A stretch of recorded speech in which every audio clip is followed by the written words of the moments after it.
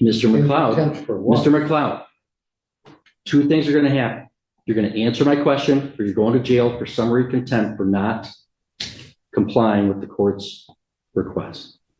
Do you, Mr. McLeod, understand that the maximum penalty for the charge against you is 3 years in prison and or $1,000 fine? I don't understand the charges. Mr. McLeod is in contempt of court, taken into custody. Really? This hearing is absolute chaos from beginning to end. Mr. McLeod is facing charges for assaulting a police officer, and he tries to claim the court has no power over him by using the typical sovereign citizen strategy. He constantly interrupts, shouts, and throws around fake legal terminology, but the judge shuts him down every single time. The whole situation gets extremely heated, and in the end, the judge has no choice but to lock him up in a jail cell for the night. This hearing is both irritating and hilarious to watch. This guy is unbelievably confident in the nonsense he's saying, and then he gets completely crushed by the actual legal system. Make sure to leave a like and subscribe if you like this style. Understand your right now let's to jump a lawyer, straight into including a court-appointed lawyer? I understand that. Okay. And do you wish to represent yourself instead of having an attorney? Yeah, I'm here by special appearance, and I will be representing myself. Okay. I'm required by law before I accept that waiver to do a couple things. One, advise you of the maximum penalties that you could face for the charges that you're in my court for. Resisting, obstructing conservation officers is a high court misdemeanor punishable by up to 2 years in prison and or $1,000 fine. There's a habitual offender second notice that's been filed by the prosecutor, which would make that a felony punishable by up to 3 years and or $1,000 fine. And marine safety operating while intoxicated is a misdemeanor punishable by up to 93 days and or a $100 to $500 fine. Do you understand the maximum penalty for the charges against you? Well, I don't even really understand why I'm here, honestly. Pay close attention to how calm the judge stays here. He really tries to give Mr. McLeod a fair chance, even though the man keeps interrupting and talking nonsense. It's honestly impressive how much patience this judge has while Mr. McLeod pretends he doesn't understand the most basic legal principles. Let me know in the comments if you think this guy is actually out of his mind or if he's just acting like this to dodge responsibility. Well, okay. Well, that's fine. Do you understand the maximum penalty that I just explained to you? No. Hold on, I can't let you represent yourself until I establish a couple things. Well, I need to establish a couple things too, honestly. Hold on, well, I can't let you represent yourself until I establish a couple things or I'm going to be in trouble. Okay.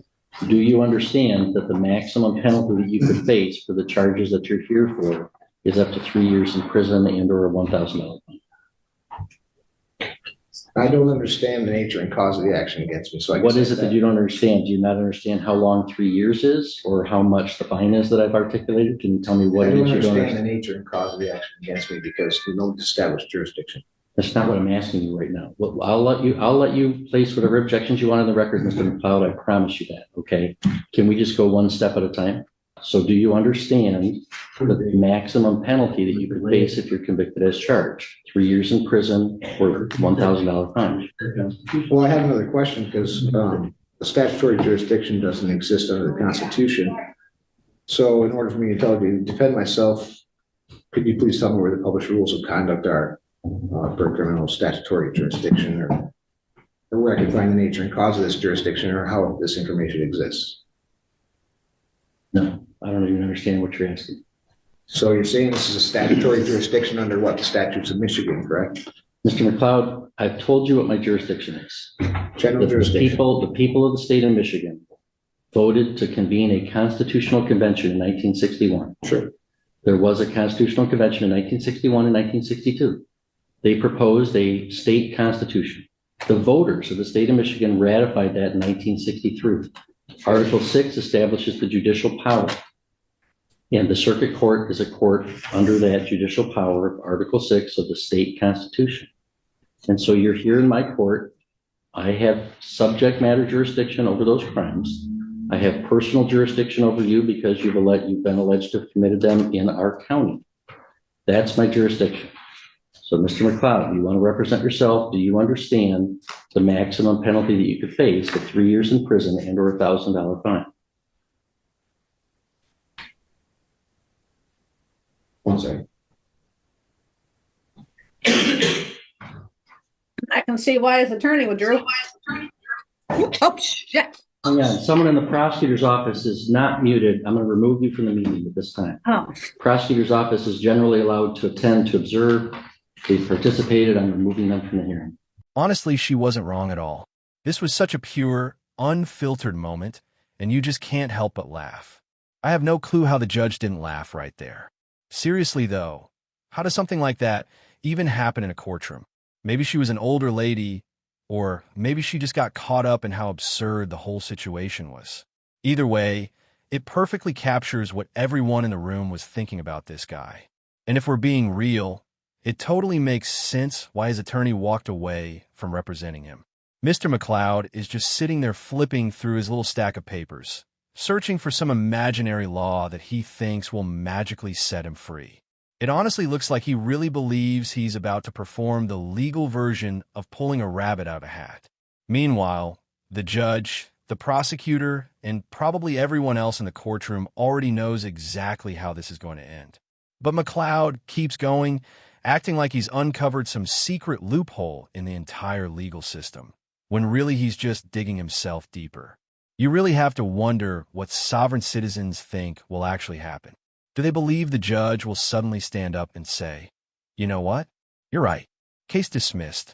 It's like watching someone try to win a game while not understanding any of the rules. And by the end, the prosecutor's little comment feels like the perfect finishing touch, because honestly, if you were in her shoes, you'd probably be thinking the exact same thing. What's even crazier is how devoted sovereign citizens are to their false ideas.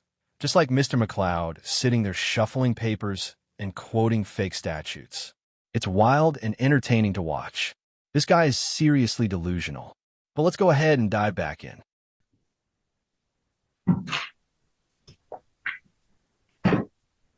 Mr. McLeod, do you understand the maximum penalty that you could face?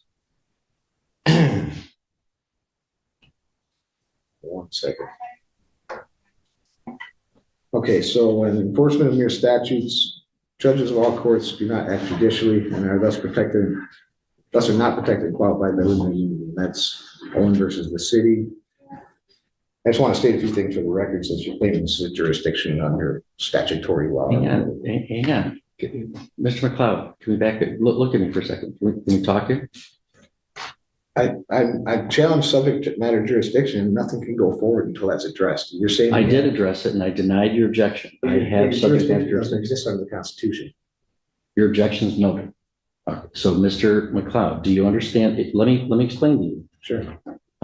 Sometimes, as I said, people might want to represent themselves, but let's say they have limited intellectual capacity and they don't understand what's going on. You can clearly see the judge has completely lost patience with this guy's nonsense at this point.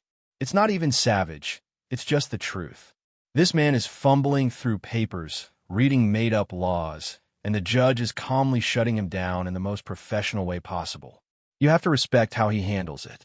He's explaining things exactly as they are without even breaking a sweat. Moments like this really remind you why the judge is the ultimate authority in that courtroom. I have to establish that they know what's going on before I can allow them to represent themselves. I'm required to establish, do you comprehend, do you know the maximum penalty that you could face if you're convicted as a result of this charge? 3 years in prison or $1,000 fine. Do you understand that, Mr. McLeod? So I'd like to state for the record that Mr. McLeod, the stop. court can be. Stop, Mr. McLeod. If you don't understand it, I'm going to revoke your right to represent yourself and have an attorney represent you because I can't establish that you know what you're doing. So do you know the maximum penalty that you would face?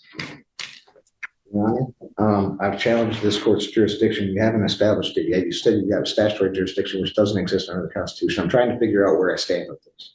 So I can't answer any of your questions until you answer some of mine. That's not how it works. Are you refusing to answer my question? No, I'm Then answer it. Do you understand the maximum penalty that you face for this charge?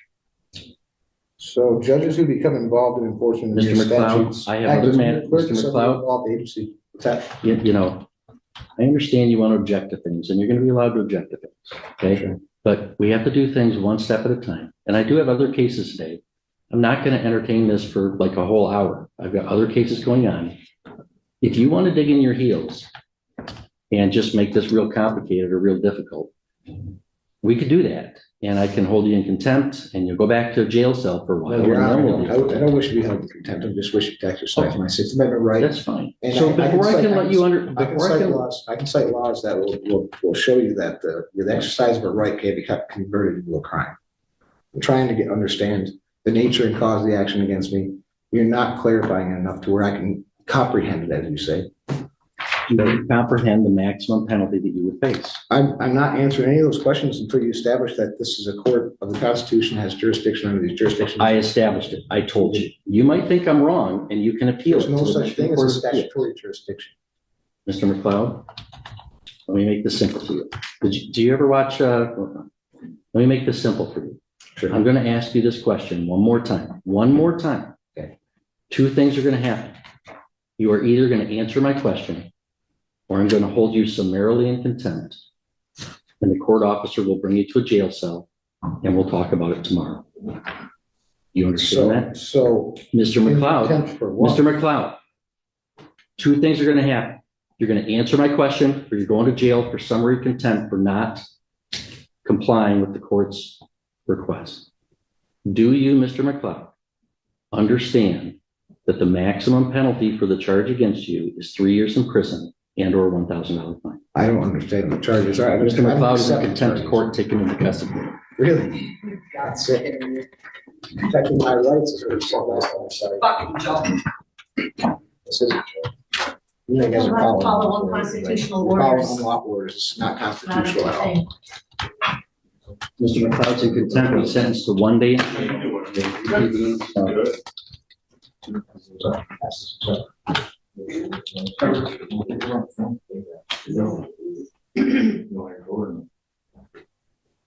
Mr. McLeod, your sentence is 1 day in jail. We'll reconvene tomorrow and get you This is about notice. the Constitution. I did nothing wrong except to question and exercise my rights. This guy is honestly a complete joke. Watching him try to act like a lawyer when he clearly has no clue what he's doing is genuinely embarrassing. I don't understand why he doesn't just get an attorney. It's common sense, and it's literally his right. Under the Sixth Amendment, he could get a free lawyer, and it doesn't look like he's struggling financially anyway, considering he's wearing those expensive-looking sunglasses. But instead of using that right, he's sitting here fumbling through papers like you saw earlier, saying a bunch of nonsense that has zero actual value in a real courtroom. You can literally see the judge trying to help him at the start, speaking slowly, explaining things clearly, but even the most patient judge eventually reaches a limit and has to shut it down.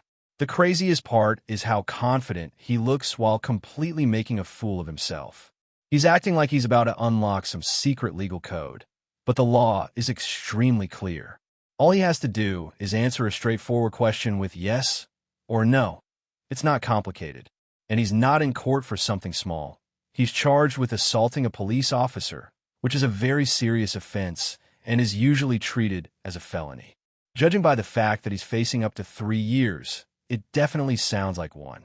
Instead of addressing the charge, negotiating a plea deal, or even giving a real defense, he's wasting his own time and the court's time. And now he's got an extra day in jail because of it. All of this is pointless. The judge even tells him directly that none of what he's saying applies, and he was only writing it down to keep track, not because it had any real legal effect. But McLeod is living in his own world, convinced he's accomplishing something. As funny as this is to watch, there's also a sad angle. The guy clearly isn't mentally stable.